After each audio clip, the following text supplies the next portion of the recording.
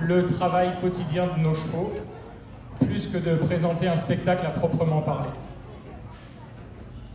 Aujourd'hui, les écuyers sont au nombre de 32.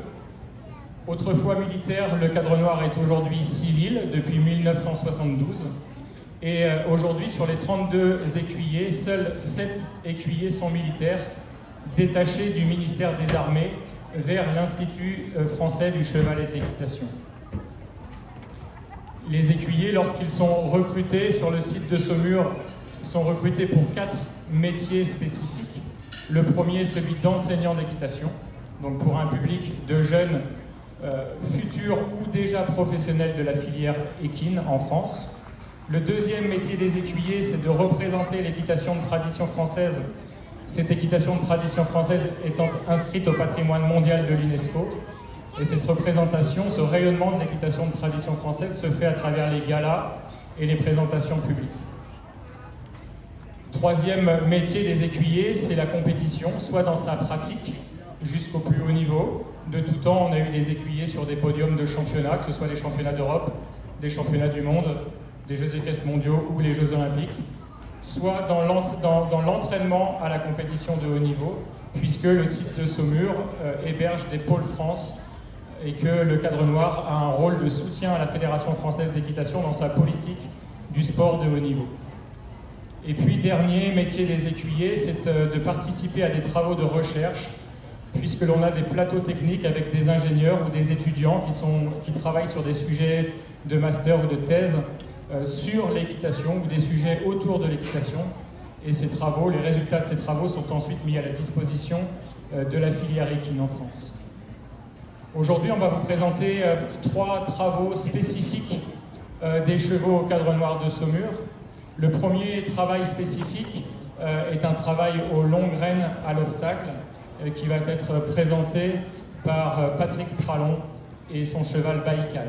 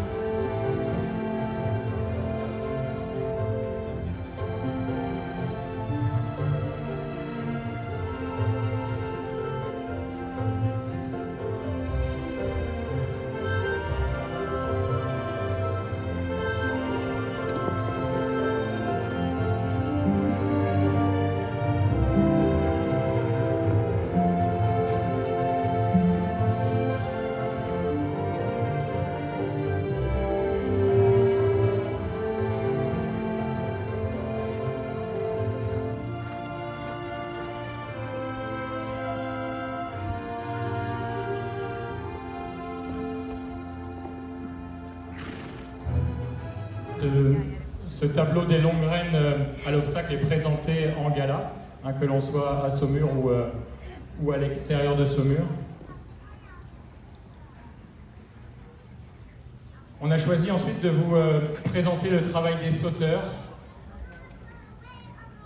So the next presentation will be of the sauteur in the airs, in the preparation work for the airs above the ground. The first is prepared from the ground for the croupade and the courbette. Voilà, le travail des sauteurs est un travail qui est spécifique au cadre noir. Lorsque l'on est en gala, on peut soit présenter les tableaux de solistes ou des tableaux collectifs. Le cadre noir est la seule école européenne qui présente la reprise des sauteurs dite en liberté, c'est-à-dire avec les chevaux montés. Et on peut présenter cette reprise des sauteurs en liberté avec 12 chevaux ensemble. Aujourd'hui, ce que l'on va vous présenter, c'est un travail à la fois à la main, puis un travail monté, et pour vous présenter les trois airs d'école, les trois sauts d'école. Le cheval qui est devant vous, c'est un jeune cheval qui a 9 ans. Et 9 ans pour les sauteurs ou pour les chevaux de gala, c'est relativement jeune, parce qu'il faut environ 5 à 6 années de travail pour pouvoir les présenter. Il est avec son écuyer, l'adjudant Morgan Paiement, et donc vous êtes présenté à la main. Au départ, quand on achète les chevaux et qu'on va commencer leur éducation pour ce métier des sauteurs, on va associer le travail à la main et le travail monté, bien sûr. Au départ, on va commencer à travailler à la main et puis simplement pouvoir marcher à côté de son cheval, à l'épaule, en toute sécurité et dans le calme. Alors vous voyez qu'il est un petit peu ému et que petit à petit, le cheval soit calme, fasse confiance à son cavalier. Et puis on va lui apprendre tranquillement à pouvoir prendre le contact et avancer sur le contact de l'arène extérieure. Donc on va travailler dans le sens longitudinal des transitions, pas arrêt, départ au trot, en lui apprenant à avancer sur le contact de l'arène extérieure et que l'arène intérieure serve à équilibrer notre cheval. Et puis quand ça c'est acquis ou encore en cours d'acquisition, on va également chercher à développer les assouplissements du cheval. On va pouvoir par exemple pousser les hanches à l'extérieur, c'est-à-dire qu'on va fixer les épaules, tourner les hanches du cheval vers l'extérieur d'un cercle, en conservant le pas. Vous voyez l'écuyer qui repousse les hanches à l'extérieur du cercle. On peut également lui apprendre en mettant la cravache sous le ventre du cheval, à appeler les hanches vers soi et faire tourner les hanches vers soi, toujours en fixant les épaules. Et puis de la même manière, on va fixer les hanches et tourner les épaules, dans un sens et dans l'autre. Tous ces mouvements, tous ces exercices, ce sont des exercices d'assouplissement. Et puis ce sont des exercices qui vont petit à petit permettre à l'écuyer d'apprendre à son cheval ce que l'on appelle la mobilisation. La mobilisation, c'est une sorte de piaffe qui va surtout permettre aux chevaux de grouper leurs forces et qui va servir de préparation pour les mouvements, pour les sauts d'école.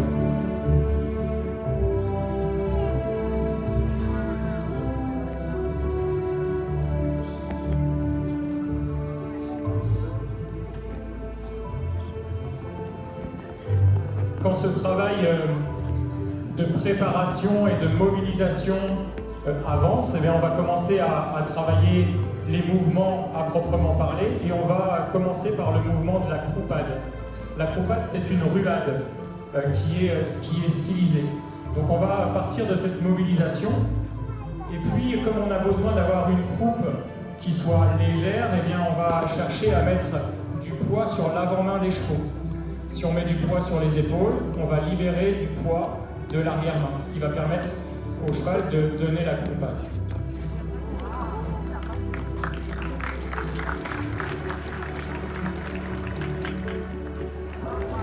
Alors vous voyez que ce cheval a beaucoup d'énergie.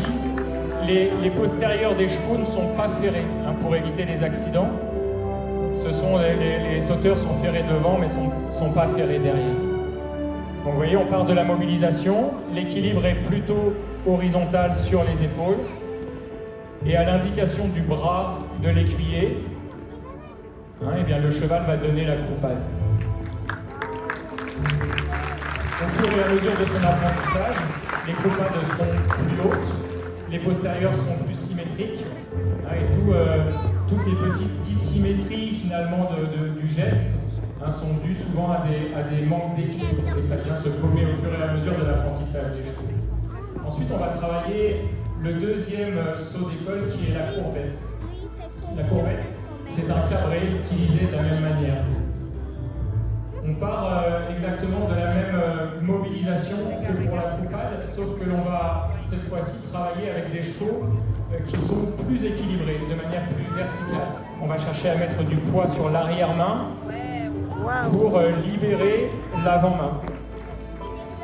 Donc les chevaux sont dans la mobilisation, sur place, nuque plus haute, contact sur le filet, et à l'indication de l'écuyer, le cheval va donner la courbette.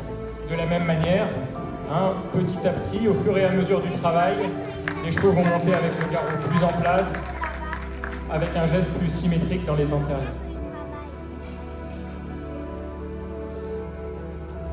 Voilà, c'est la courbette. Cabriole. On va vous le présenter à la main avec l'adjudant-chef Gildas Flamand et son cheval Calypso. C'est un jeune cheval également.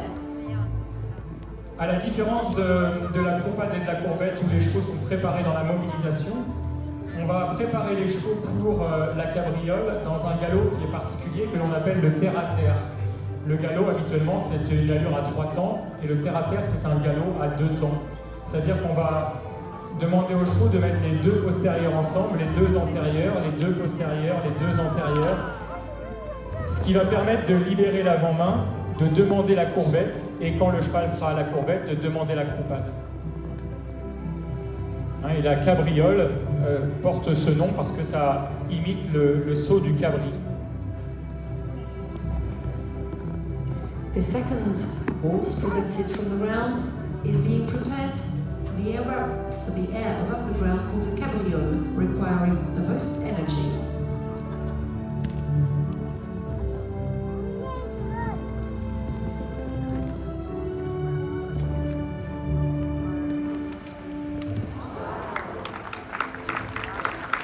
Alors vous voyez que là, le cheval a monté sa courbette et puis a eu du mal à détacher ses postérieurs, à pousser sur ses postérieurs pour donner la cabriole.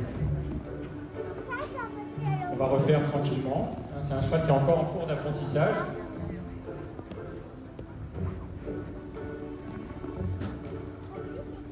Les chevaux ont besoin d'avoir beaucoup d'énergie. Tous les chevaux ne cabriolent pas. Et en même temps, il faut être très synchronisé dans la demande. Voilà.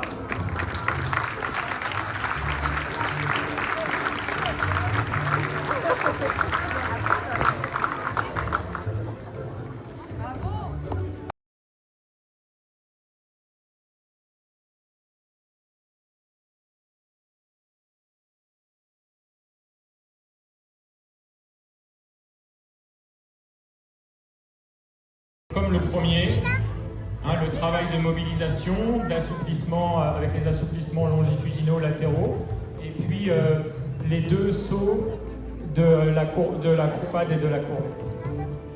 This third horse, presented ridden, is presented performing a croupade and the courbette. Voilà, il est avec son écuyer Guillaume Canuel.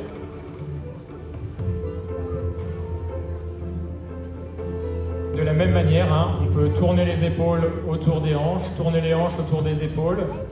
Le but, c'est de pouvoir à la fois assouplir et d'arriver progressivement au travail de mobilisation pour que les chevaux groupent leurs forces, pour préparer et donner les sauts d'école.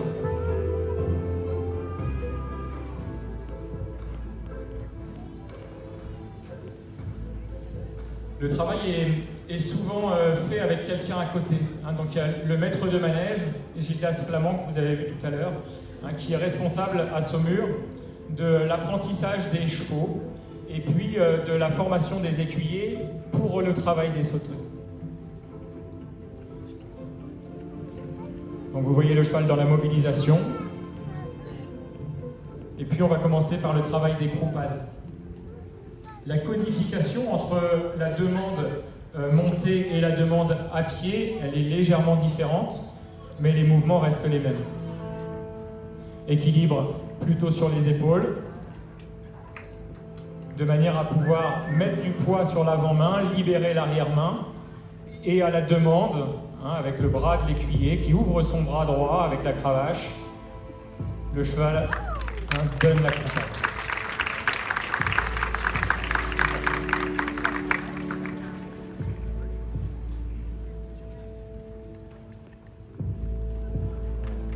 Alors, vous voyez le harnachement des chevaux, la selle que portent les sauteurs, c'est une selle qui s'appelle la selle à piquer.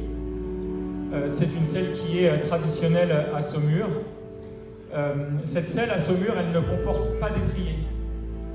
Donc en fait, l'écuyer se tient à cheval avec la batte qui est devant, au niveau de devant la selle et à l'arrière de la selle. On va passer au travail des courbettes.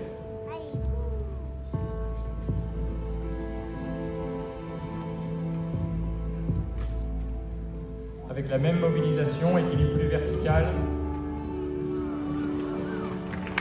Le poids sur l'arrière-main.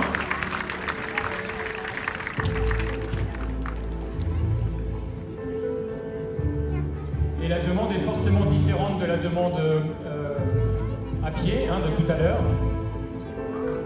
Là, l'écuyer va avancer ses deux jambes avec le contact sur le filet pour pouvoir demander la courbette. De la même manière, au fur et à mesure de l'apprentissage, de l'éducation des chevaux, le geste va devenir plus calme, les antérieurs plus symétriques,